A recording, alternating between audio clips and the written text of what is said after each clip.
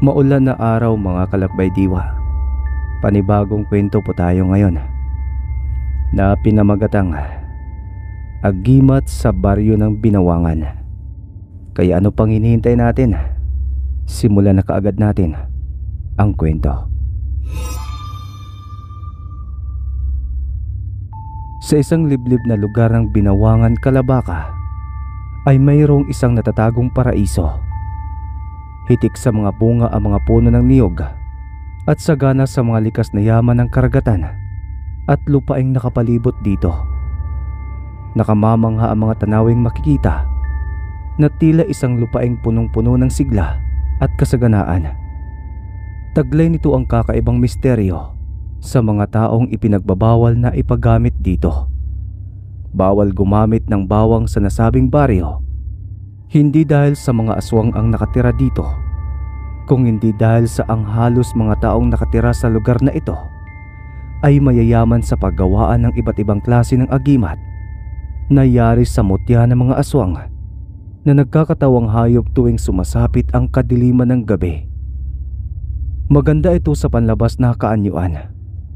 Halos hindi mo iisipin na dito ay mayroong isang nagaganap na karumaldumal na gawain bilang pag-aalay sa bisa ng inaalagaang agimat. Ang pinakamalakas na anting-anting na ito ay hawak ng isang matandang albularyo na nagngangalang Kapitan Baldo. Ang baryong ito ay nasa pangangalaga ng matandang ito bilang isang punong barangay. Siya mismo ang bumawal na gumamit ng nasabing sangkap sa pagluluto. Ito ay dahil sa kakaibang kaugaliang tinataglay ng mga taong naninirahan sa baryong ito. Kilalang malupit at pumapatay ng mga taong hindi sumusunod sa kanyang patakaran ang matandang ito. Pinagtatrabaho nito ang mga bata at babae sa kanilang lugar upang magsilbing pananggalang sa itinatagong kasamaan ng lugar. Parang isang kulto ang nagaganap dito dahil nagsasagawa sila ng mga pag-aalay ng mga dalagang birhen pa at walang karanasan sa pakikipagtalik. Kumukuha sila ng mga kabataang pulubi sa labas ng syudad upang palabasin sa husay at galing sa pakikipaglaban. Ang matitirang 5 matitibay na makakapasa sa mga pagsubok ay gagawing tagapagbantay at ang matatalo naman ay siyang iaalay sa kabilugan ng buwan upang magsilbing kapangyarihan ng agimat na nasa kamay ng matandang si Kapitan Baldo. Isa sa mahigit 20 palaboy na kabataan sa Maynila ang tiyempong nakasamang dukutin ng mga gumagalang puting ban sa nasabing lungsod. Si Danica na ulila sa kanyang ina't ama ay napabilang sa mga pulubing inalok ng maayos na matitiran at makakainan. Sinisilaw sila sa mga bagay na pinakaaasam nila dahil sa lugar daw na kanilang pupuntahan ay sagana sa lahat ng bagay. May bibigay raw sa kanila ang mga pinapangarap na kaligayahan na magkaroon ng matatawag na pamilya. Bata pa lamang itong si Danica nang magkahiwalay sila ng kanyang kapatid at nangakong babalikan daw siya upang kuhain. Ngunit 10 taon nang nakalilipas ay walang kuya ang dumating. Hanggang sa napagod na siya sa paghihintay at napagdesisyon na ngang sumama sa mga tao na nag-aalok sa kanila ng tulong. Noong una ay nagdadalawang isip siyang sumama dahil hindi niya lubusang kilala ang mga taong ito. Ngunit nang maalala niya na baka dito na niya mahanap ang kapatid, ay sinisigurado niyang makakatakas siya sa sandaling mapansing may kakaiba sa mga taong ito. At habang sakay sila ng van, ay biglang piniringan ang kanilang mga mata kasama pa ang ibang mga bata. Ito ay sa proteksyon daw para sa iba na magnanais na magpaampon din sa kanila. Naging sunod-sunuran sila sa mga lalaking kumuha sa kanila hanggang sa narinig ni Danica ang tunog ng sasakyang pandagat. Ang paghampas ng alon sa dalampasigan, lahat ay pasimple niyang pinag-aralan upang madali niyang matandaan kung saan siya naroroon. Maya-maya pa ay isa-isa silang inaalalayang makasampa ng bangka. Sa una pa lang ay duda na siya sa posibleng layunin ng mga taong ito. Hindi ito isang pag-ampon katulad ng ipinapangako nila. Malinaw na isa itong mudos ng pagkidnap sa mga kagaya nila na walang pamilyang maghahabol. Sa isip ni Danica, nagkamali sila ng taong nakuha sapagkat isa siyang pulubi ay kaya niyang ipagtanggol ang kanyang sarili laban sa mga taong gustong manakit sa kanya. Nagpakampante siya at patuloy na nakikiramdam sa mga sumusunod na mangyayari. Ang ipinagtataka niya ay kung bakit tila priso silang pinagsasanay sa kakaibang pakikipaglaban na ang kapalit ay sarili nilang mga buhay. Ang mga matatalo ay tinitisting ng mga bala ng baril habang suot-suot ang ginawa nilang mga agimat. Ubusan ng hininga, buhay laban sa buhay, matira ang matibay. Ngunit sa kasamaang palad, sa 20 mga kabataang nakasama niya, ay higit 10 na lang sa kanila ang natitirang buhay. Ang lahat ng mga natatalo sa laban at nasasawi ay ipinapakain sa alaga nilang buwaya na sinadyang itago sa ilalim ng sahig sa bahay ni Kapitan Baldo. Habang nagsasanay at malayang nakakalibot sa isla si Danica, ay pinag-aralan niya ang pasikot-sikot ng lugar. Doon niya naisip na nasa kulungan na sila ng mga weirdong tao na ang sinasamba ay ang Diyos na may 2 sungay na nakatira sa lupa. Ang lihim ng baryong ito ay unti-unti niyang napag-aralan. Dito niya na lamang bawal gumamit ng bawang, at sa tuwing sumasapit ang pagdilim ng paligid, kailangan na ang mga tao ay nasa kani-kanila ng mga tahanan at walang nasa labas upang tumambay. Dahil kung hindi at madatnan ka ng aswang na igno, ay mamamatay ka at matatagpuan na lang ang iyong katawan na may laslas ang leeg. Dahil ang iniinom nito ay ang iyong dugo, gamit ang matatalas nilang mga kuko. Ito ang tunay na kalaban ng antingerong si Kapitan Baldo. Nalaman ni Danica na dating mabait ang punong barangay, matulungin sa mga nasasakupan at madaling nalalapitan. Dahil sa may puso itong mapagmahal sa kanyang kapwa, kaya nga ibinuto siya ng taong bayan. Ayon sa kwentong narinig niya, namatay raw ang asawa nitong si Lambing. Ito raw ang tunay na nagmamay-ari ng pinakamalawak na pataniman ng bawang sa buong baryo. Yumaman ito dahil sa kasipagan ng babae. Ngunit namatay ito sa gitna ng malawak nitong pataniman. Kinagat daw ito ng isang uri ng aswang na kung tawagin nga ay igno. Magmula noon, naghanap si Kapitan ng maaaring pangontra sa aswang na ito, katulad na lamang ng agimat na hawak nito. Naniniwala ang mga taga-baryo na lumalabas daw ang nilalang na ito kapag nakakaamoy ng bawang. Kung kaya naman, hanggang ngayon ay pinagbabawal na nito ang paggamit ng bawang. Ito ay upang maiwasan na madagdagan pa ang napapatay ng aswang na ito. Dito na nga nagsisimula ang pangangalap ng mga batang may angking bilis at kakayahan sa pakikipaglaban, upang sa sandaling makaharap nila ang aswang na ito, ay agad nila itong mapapatay gamit ang agimat na nilikha nito. Ang agimat ay gawa sa purong bato ng asin na kung tawagin sa kanilang lugar ay bukawa.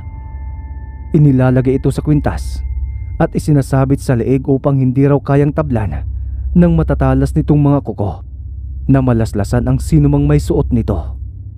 Ngunit sa tinagal ng panahon ng paghahanda, tanging ang agimat lang na suot ni Kapitan Baldo ang nag-iisang epektibo at mabisang pangontra sa aswang na ito. Napatunayan ito ng subukan ng punong barangay na hamunin at kalabanin ito sa gitna ng kagubatan na napili niyang paglabanan. Ito rin ang nag-iisang saksi sa kung ano ang tunay na itsura ng igno. Ayon dito, ito raw ay may singkit at maliit na mga mata, kulay itim lang at walang kaputian. Mahahaba rin ang mga pangil na halos lumampas na sa ibabang labi nito, at kahawig daw ito ng isang kambing. Humuhuni rin ito ng nakakakilabot na katulad sa alulong ng isang asong nauulol. Magmula nang marinig iyon ng taong bayan, naging batas na ang bawat utos ni Kapitan Baldo. Maraming nagtangkang magpakita ng gilas sa harap nito upang magkaroon din ng anting-anting na tinataglay ng matanda. Ito ay kayang mawala ng bisa gamit ang likido ng sukang gawa sa sabaw ng niyog. At kahit ang matandang may agimat sa katawan ay kaya ring mapahinto ang bisa niyon. Ngunit sa hindi may paliwanag na pangyayari, ipinagkakait iyon ng matanda at siya lang ang gustong makinabang. Hanggang sa nanguha na nga ito ng mga bata at walang isa man sa kanila ang nakalabas ng buhay at hindi na nakabalik pa sa kanilang mga pinagmulan. Kaya naman mas lumakas ang paniniwala na may mas pinaghahanda ang laban ang matandang kapitan. Sa wakas, lihim nang natutunan ni Danica ang iba pang mga uri ng pakikipaglaban. Pinagsama-sama niyang kakayahan sa paggamit ng palasong may lason. Sa bisa ng kamandag ng kobra, maaari na siyang tumakas kasama ang iba pang mga nakakulong sa lugar na yon. Ang kanyang mga kasamahan ay isasama niya sa pag-alis sa kakaibang lugar na ito. Gagamitin niya ang kanyang kakayahan sa pagliligtas ng kapwa prisong naroroon. Bukod pa roon, kinakailangan niyang makuha ang agimat ng matanda na matatagpuan sa lihim na yungib sa ilalim ng mismong bahay nito. Ang kuwebang pinaglagakan ng katawan ng dating asawa nitong si Lambing. Tanging ang kailangan lang ay kung paano siya makakapunta roon nang hindi namamalayan ng mga tagapagbantay sa yungib.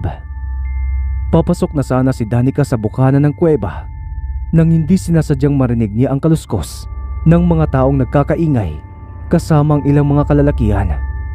Umiiyak at nagmamakaawa sa mga lalaki na may hawak sa kanilang mga buhok na huwag silang pupugutan ng ulo dahil wala silang ginagawang kasalanan. Nasaksihan niyang muli ang kanyang mga kasamahan na halos makipag-agawan sa sariling buhay para lamang ibigay ang kalayaang nararapat sa kanila. Doon ay kitang-kita ni Danica mula sa kanyang pinagkukublian ang nakakatakot na eksena kung paanong isa-isa silang pinupugutan. Gamit ang matatalas nitong mga itak, pinalang-palang nila iyon at itinapon sa mga buwayang sabik na matikman ang pinakamasarap na putahing ibinabahog sa kanila. Nagkalat ang mga dugo sa lupa at kumalabsaw ang tubig sa nag-aagawang mga hayop. Magbabayad sila ng mahal at ipapakain din niya ang mga katawan nito sa buwayang binubusog nila. Ayon pa sa isang pinuno ng mga lalaking ito na ang tanging naging kasalanan ng mga pinatay nila ay ang pagtatangka nilang tumakas upang ipaalam sa pamahalaan ang natatagong kalakaran sa lugar na ito. At ang sino mang mahuhuling tumatakas ay pinupugutan ng ulo. Kaya labis ang kanyang pag-iingat sa kanyang buhay na naghihintay ng tamang pagkakataon upang makatakas. Kailangan kong magmadaling makuha ang agimat at tinitiyak kong mapapatay rin kita, Pinunong Dako. Maingat na inihakbang ni Danica ang mga paa sa daang punong-puno ng mga buto at kalansay ng mga tao. Sinimulan niya ang pagkilos ng magaan upang hindi maglikha ng ingay na maaaring ikapahamak niya ng tuluyan.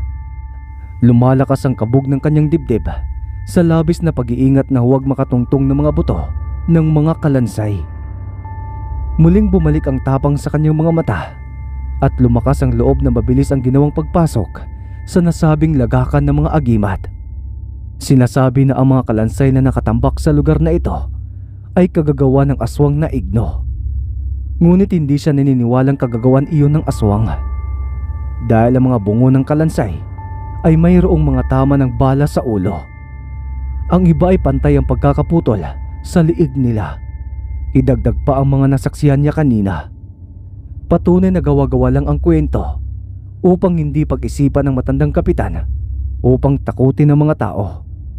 Halos madurog ang bawat buto na kanyang matatapakan. Nagpapahiwatig na matagal na ang mga kalansay sa yungib. Mga kalansay ng mga taong naunang sumubok tumakas at hindi nagtagumpay sa kanilang mga binabalak. Lahat sila ay iisa lang ang sanhi ng kanilang kamatayan. At sa kanyang paglalakad ay nakita niyang isang malaking silid na tila isang rihas ng kulungan at naroroon ang isang nilalang na may magandang kasuotan. Bagamat isang kalansay ay masasabi niyang napakaganda pala ng babaeng si Lambing. Suot nito ang agimat na tinutukoy sa mga kwento ng mga taong nakausap niya. Bumilis ang tibok ng kanyang puso nang matitigan niya ang kalansay. Bigla siyang nakaramdam ng takot at lungkot. Ngunit para saan? Katanungan sa isipan ni Danica. Para bang ibig tumulo ang mga luha niya sa mata nang matitigan sa malapitan ang mukha nito. Wala itong palatandaan sa kung ano talaga ang sinapit nito noong mga panahong nabubuhay pa ito. Napapalibutan ito ng mga ahas, ang kamandag ng kobra na magagamit din sa lasong inilalagay sa palaso. Sa palibot ng sahig ay may mga bungong nagkalat, kaya naman sinubukan niyang maghagis ng bato upang makasiguradong walang nagkalat na patibong. Ngunit nagulat siya nang makitang lumabas ang mga patalim mula sa sahig. Isang maling hakbang niya lang ay maaaring mabutas at matusok ang kanyang mga paa. Bukod pa roon ay natitiyak niyang may mga nakalalasong kamandag ng ahas ang dulo ng mga patibong. Hinawakan niya ang dalang pana at isa-isa niyang pinatatamaan ng mga ahas bago siya nakalapit sa nasabing agimat.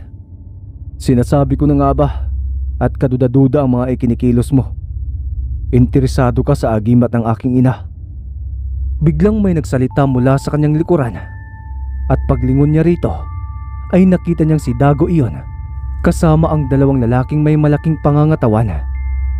Kung ganoon ay anak pala ito ni Kapitan Baldo. Kaya pala pareho ito ng pag-uugali.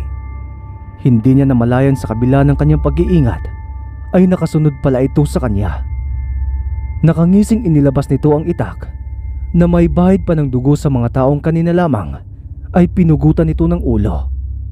Ang mga matang pamilyar sa kanya ay isinantabi niya muna. Umatake ito kay Danica.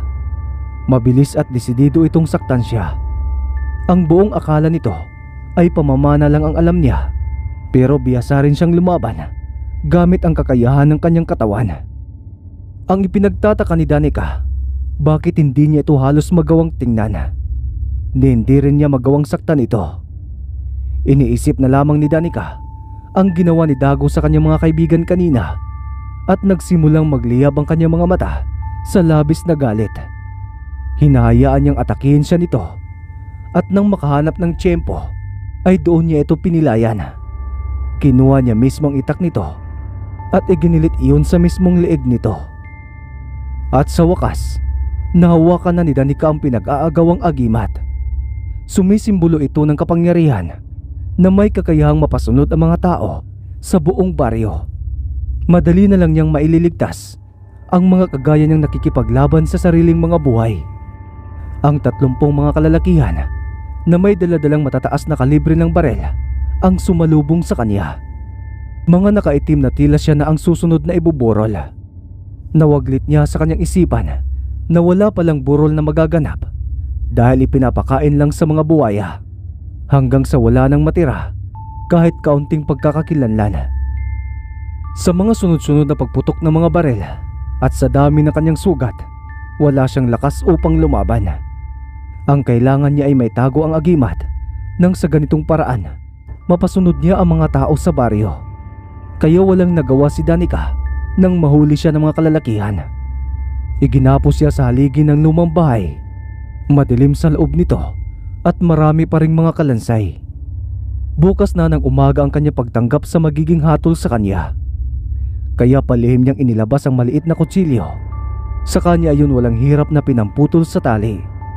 At mabilis siyang kumilos patungo sa mga nakakulong niyang mga kasamahan.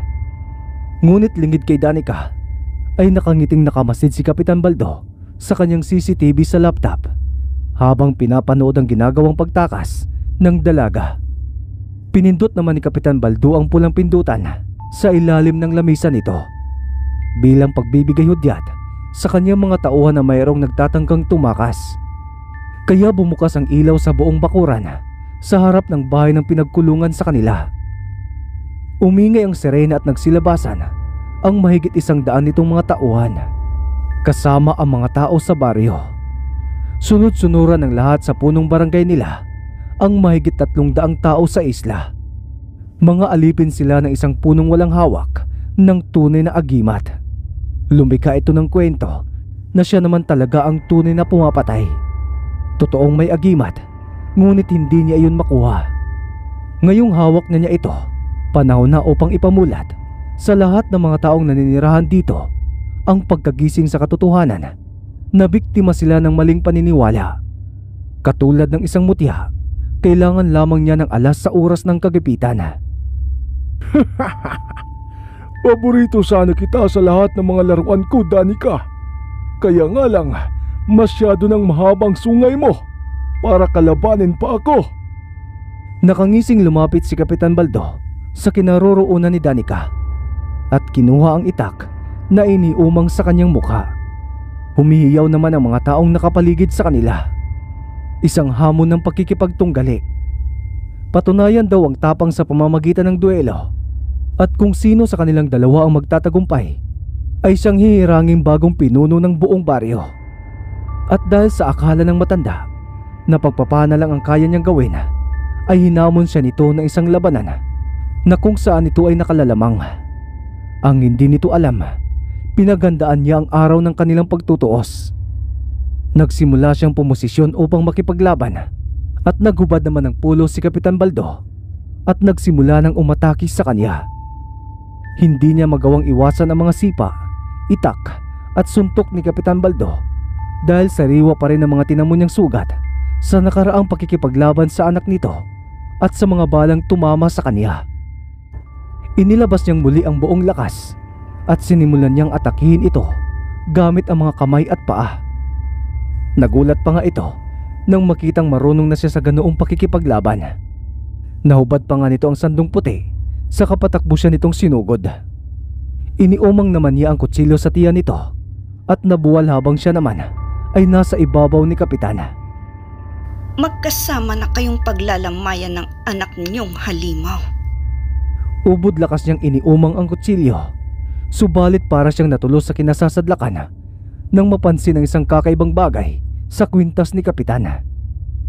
Hinablot niya ang kwintas nito at pinagmasdang mabuti. Ang matanda naman ay nagtaka sa ipinapakita niyang reaksyon sa hawak niyang kwintas. Dumating ang bagay na kinakatakutan niya, ang katotohanan tungkol sa pagkatao niya. Ang taong kaharap niya ngayon ay maaaring may kaugnayan sa buhay niya. Bumilis ang tibok ng kanyang puso at umagos ang mga luha sa kanyang mga mata. Lumabo ang kanyang paningin na muling bumaling sa matanda.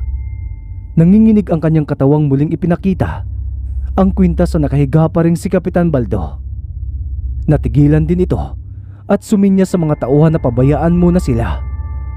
Hiniwa ni Danica ang damit na puno ng dugo at lumantad ang isang tato sa kaliwa niyang dibdib.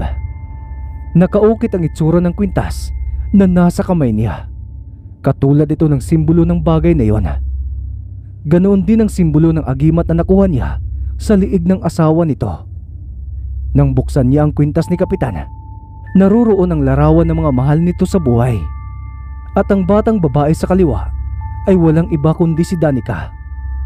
Hindi na niya magawang huminga ng mga sandaling yon dahil may nagawa siyang pagkakamali na hindi na niya maibabalik pa. Ang buhay ng nasisiguradong kapatid na umiwan sa kanya sa Maynila. Ang taong nangako na babalikan siya upang muling makasama ang kanilang ama. Nanginginig ang mga kamay nang mabuksan nga niya ang kwintas, ay doon tumambad ang larawan ng kanyang ina at ni Kapitan Baldo. Ang ama na ay nakala niyang namatay, ngayon ay buhay pa at siyang kalaban niya ngayon. Ang kanyang ina naman ay ang may-ari ng kalansay. Suot ang agimat na nagpapatunay na siya ang anak ng dalawang taong ito. Hindi totoong biktima ang kanyang ina ng aswang, kung hindi biktima ito ng labis na kalungkutan buwat nang mawala siya sa piling nito. Ang baryong dinungisan ng dugo ng kanyang ama at muntik niyang pagbuwisan ng sarili niyang buhay. Matagal akong naniwalang ulila na ako. Pinangarap kong magkaroon ng pamilyang bubuo sa aking pagkatao. Subalit natagpuan kita sa ganitong kalakaran upang kumitil ng maraming buhay. Bakit, Papa? Nanlalabo ang mga matang wika ni Danica sa napatayo na ring ama nito na punong-puno ng luha ang mga mata. Hindi pa rin siya makapaniwala na si Kapitan Baldo ang kanyang tunay na ama. Dali-dali naman itong tiningnan ng tattoo sa kanyang dibdib at humahagulgol na napaluhod sa kanyang paanan. Patawarin mo ako, anak. Anak ko, hindi kita kaagad nakilala. Nagsimulang magbulungan ang mga taong naroroon. Ang mga taong nakasaksi sa naganap na pagkikita nila ng kanyang ama. Itinaas ni Danica ang agimat at saka nagsalita ng isang kautusan. Isang pagpapahayag na siya ang nagtagumpay. At bilang kapalit, palalayain na ang mga taong nakakulong sa paniniwalang bawal gumamit ng bawang. Dahil ito ay bunga lang ng kasinungalingan. Ang tunay na dahilan ng kanyang ama sa paggawa ng maraming kwento ay upang protektahan ang sariling posisyon. Naging sakim sa kapangyarihan at labis na kayamanan ng pagiging isang pinuno ng tunay na kulto. Ako ngayon ang inyong susundin.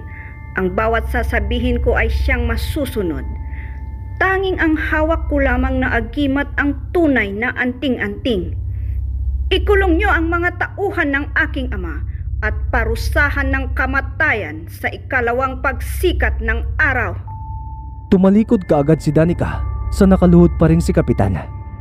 Sapagkat katapusan na ng kanyang pamumuno, pinabagsak siya ng sarili niyang anak. Kasabay ng pagtalikod ni Danica, ang pagkadurog ng puso ni Kapitan Baldo. Tanong naman sa isipan ni Danica, tama kayang mahatulan ng kamatayan ang ama ngayon lang niya nakita. Napag-alaman din ni Danica ang malalim na dahilan ng ama at kung paano namatay ang kanyang ina. Inaakala ng kanyang ama't ina na siya ay napatay habang itinatakas siya ng kapatid. Ito ay nang tangkaing patayin ng buo niyang pamilya dahil lang sa agimat. Dahil ang kanyang ama ay bumuo ng sindikatong magiging sakit ng lipunan. At ang pinakamasakit pa nito, si Dago na kanyang napatay ay siya pala niyang kapatid. Walang kasing sakit na parusa sa kanyang buhay na inakala niyang tunay. Ang mundo ni Danica ay para sa mga taong namatay at nagbuwis ng kanilang mga buhay sa paghihiganti ng kanyang amang inakalang nasawi ang anak nilang babae. Si Dago na nagdala sa kanya sa syudad para iligtas siya sa kamay ng taong naghahangad ng kanilang kamatayan ay nasawi rin sa pamamagitan ng kanyang mga kamay. Dahil sa mahal siya ni Dago ay mas pinili nitong mapalayo siya at iwanan ng isang marka sa kanyang dibdib. Sayang at hindi na makikita ng kuya niya ang kanyang paglaki. At ang kanyang ina naman ay namatay ito sa labis na kalungkutan. Simula noon ay hindi na matahimik ang kalooban nito at patuloy itong hindi na kumakain. Nawala na kasi itong ganang mabuhay. At sa hindi inaasahan, tanging tadhana lamang ang nagbalik sa kanya sa baryo. Ang markang nilikha ni Dago ay nagmistulang tulay sa kanyang pagkatao. Hindi siya agad nakilala ng sariling ama at ng kanyang kapatid. Dahil nilamon na ng galit at paghihiganti ayon sa nakaraan sa masaklap na pinagdaanan. Wala akong karapatang ipapaslang ang aking ama. Kaya iminumungkahi kong iurong ang parusa. Bagkus, itigil na ang pagkitil sa mga buhay na hiram lang natin sa Panginoon. Marami na akong napatay at pinagsisihan ko ang bagay na aking nagawa. Ang aking ina na itinuturing ninyong namatay ng dahil sa aswang ay hindi totoo. Nagsipagyukuran ang lahat. Tanda na ang agimat na nasa liig niya ang tunay na dahilan ng pagkakagulo sa baryo. Hawak niya ang anting-anting na magpapabago sa marahas na patakaran. Kapag suot niya ito, ay walang anumang matigas na bagay ang tatagos sa kanyang katawan. Kaya nang dahil din sa agimat na ito, ipinakita sa kanya ang tunay na naging sanhi ng kamatayan ng kanyang ina. Isang sakit sa kalooban. Malinaw na ginamit ng kanyang ama ang kamatayan nito para sa pansariling kapakanan. Ako at ang aking ama ay magpapatupad ng katahimikan at magbibigay ng liwanag sa madilim na baryong ito. Magmula noon ay nagkaroon na ng katahimikan at kaayusan ang lugar ng kanyang pinagmulan. Naging sentro din ito ng kalakalan sa pag-aangkat ng mga halamang bawang, agimat at mga gulayin. Hanggang sa ngayon ay maraming mga tao ang gustong makita ang nasabing baryo. Matanong ko lang po, Lola, bakit hindi po kayo naging masaya pagkatapos po ng inyong tagumpay? Napatanong ang batang si Ara habang nakatingin kay Danica ng tuwid. Habang buhay kong pagsisisihan ang pagkakapaslang ko sa aking kapatid, Apo. Natatakot akong maulit ang nangyari noon.